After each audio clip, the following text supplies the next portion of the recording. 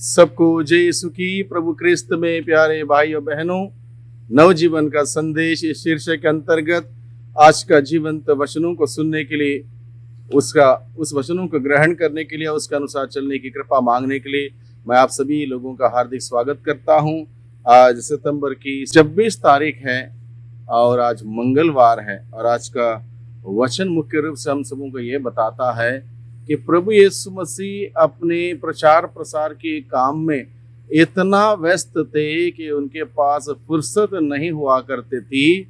इसलिए उसकी माता मरियम इस बात को देखकर कि बेटा बहुत ज़्यादा व्यस्त है, वह स्वयं अपने बेटे से मुलाकात करने के लिए, मिलने के लिए आती है, तब भी प्रभु यीशु मसीह अपनी माँ से मिलने के लिए तुरंत भाग के नहीं आते, बल्कि वो ये कहते हैं, जब उनको पता चलता है कि माता और अन्य लोग वहाँ पर आए हुए हैं, तो तुरंत वो कहते हैं, जो ईश्वर का वचन सुनते हैं और उसका पालन करते हैं वे हैं मेरे भाई, मेरे बहन, मेरी माँ। ये सब इस प्रकार का रिश्ता प्रभु वहाँ पर व्यक्त करता है। आइए हम आज के वचनों को सुने और उसको समझने की चेष्टा करें। ईसा की माता और भाई उनसे मिलने आए, किंतु भीड़ के कारण उनके पास नहीं पहुंच सके। भीड़ के कारण वो नज़दीक नहीं जा सके। बहुत सारी भीड़ थी, प्रभु का वचन सुन रहे थी और इसलिए वो नहीं पहुंच सके। लोगों ने उनसे कहा, इसलिए लोगों ने कहा, आपकी माता और आपके भाई बाहर हैं, वे आपसे मिलना चाहते हैं।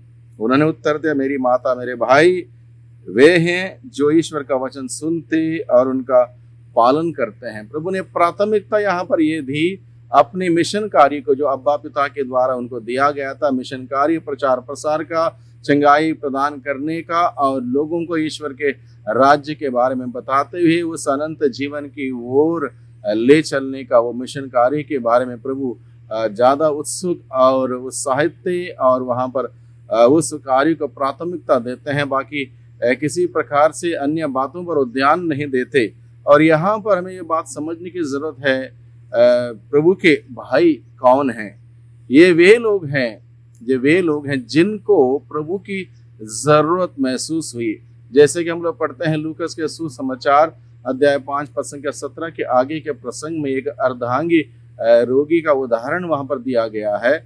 वहाँ पर जब 4 लोगों ने उसको उठाकर प्रभु के सामने रख दिया, प्रभु ने उसको ध्यानपूर्वक देखा, उसके बाद कहा, भाई तुम्हारे पाप क्षमा हो गए हैं। वहां पर वो प्रभु के यीशु के भाई नहीं थे, लेकिन प्रभु ने उसको भाई करके संबोधित किया, एक रिश्ता जोड़ा, भाई का रिश्ता जोड़ा। और क्योंकि वो पाप में पड़ा हुआ था और पाप में रिश्ता कट जाता, प्रभु ने भाई कहते हुए रिश्ता जोड़ा। इस प्रकार से भाई का रिश्ता वहां पर व्यक्त किया। यहाँ पर भी हम समझ सकते हैं ये इसी प्रकार के लोग हैं जिनको प्रभु की जरूरत महसूस हुई, प्रभु की जरूरत पड़ी, इसलिए वो यीशु की माता के साथ यीशु से मिलने के लिए आए। संभवतः ये बहुत दूर से आए होंगे और यहाँ पर देखा कि बहुत सारे लोग ऑलरेडी वहाँ पर पहुँचे हुए हैं, बड़ी भीड़ है, नज़दीक नहीं जा पा रहे हैं। तब किसी ने संदेश पहुँचाया कि आपकी माता और आपके भाई वहाँ पर इंतज़ार कर रहे हैं, मिलना चाहते हैं, और ये खबर उनको दी। यहाँ पर हम देखते हैं प्रभु यीशु आध्यात्मिक रिश्ते को महत्व देते हैं। खून का रिश्ता, शारीरिक रिश्ते पर ज़्यादा महत्व नहीं देते, क्योंकि ये रिश्ता एक ना एक दिन समाप्त होने वाला है। हमारा सांसारिक जो रिश्ता है, खून का जो रिश्ता है, एक ना एक दिन समाप्त होने वाला है। इसलिए प्रभु आध्यात्मिक रिश्ते को महत्व देता है, प्राथमिकता देता है। इसलिए प्रभु क्या कहता है, जो ईश्वर का वचन सुनता है, उसका पालन करता है, वो मेरा भाई, मेरे बहन, मेरी माता हो सकते, क्योंकि इस प्रकार से आध्यात्मिक रूप से प्रभु हम सबों को एक रिश्ता जोड़े रखने के लिए निमंत्रण देता है, बुलाता है। वचन सुनने के साथ साथ उनका पालन करने वाले के लिए प्रभु यीशु मसीह करीबी रिश्ते में जुड़ने के लिए बुलाता है। जो वचन सुनता है उसका पालन करता है।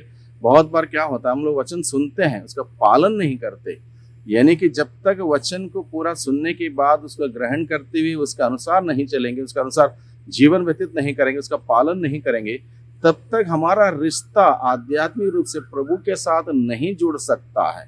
हमारा रिश्ता प्रभु के साथ जुड़ने के लिए हमें प्रभु का वचन सुनना होगा, उसका पालन करना होगा। यही बात प्रभु ने कहा, वो मेरा भाई हो सकता है, मेरी बहन हो सकती है, मेरी माँ हो सकती है। और इस प्रकार से एक आध्यात्मिकता की, आत्मीयता का एक रिश्ता प्रभु हम सबों के सामने प्रस्तुत करता है। उसमें जुड़े रहने के लिए हमें प्रभु का वचन सुनना होगा, उसका पालन करना होगा, जो कि बहुत कठिन है।